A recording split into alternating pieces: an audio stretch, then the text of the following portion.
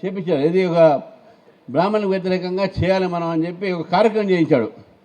ఏం చేయించాడంటే వాళ్ళు ఈ పూజలు చేస్తుంటే మనం నరకాసుని దగ్గర పెడతాం, రావణాసుని దగ్గర పెడతాం అన్నారు.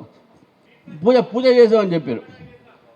వీళ్ళకి చేసి అదే వాళ్ళే రామాసురుడిని మనం పూజ చేస్తాం, మీరు రాముడిని చేస్తారా, మీరు కృష్ణుని చేస్తారా, మీరు నరకాసుని చేస్తారంటే అరే పిచ్చోళ్ళ వాళ్ళిద్దరు బ్రాహ్మణులు బాయ్, వీళ్ళే బ్రాహ్మణులు గారు. అసలు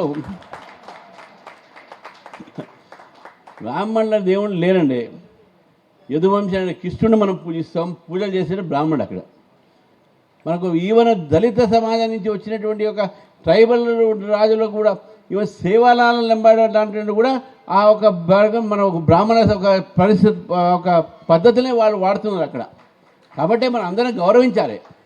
మనం నిజంగా అన్ని కులాలు అన్ని మతాలని కూడా గౌరవించేది మనం గౌరవించాలి. ఏ దేవుడు కూడా బ్రాహ్మణుడు కాదు, ఏ దేవుడు కూడా బ్రాహ్మణుడు కాదు. పరశురాముని కూడా మనం ఒక యోధుడు కింద తీసుకుంటాం ఆయన్ని. అంతేగాని పరశురామ దేవాలయాలు చాలా తక్కువ ఉన్నాయి, చాలా తక్కువ ఉన్నాయి. బ్రహ్మదేవుడు తక్కువ ఉన్నాయి దేవాలయాలు, ఎక్కడ కూడా 2 చోట్ల ఉంటాయి.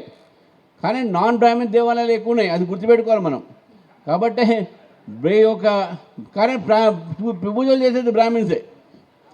మనం అందుకనే అది గుర్తుపెట్టుకోవాలి. చేయాలి. మనం అందరి కోసం ఉన్నాం మనం అనేది గుర్తుకో.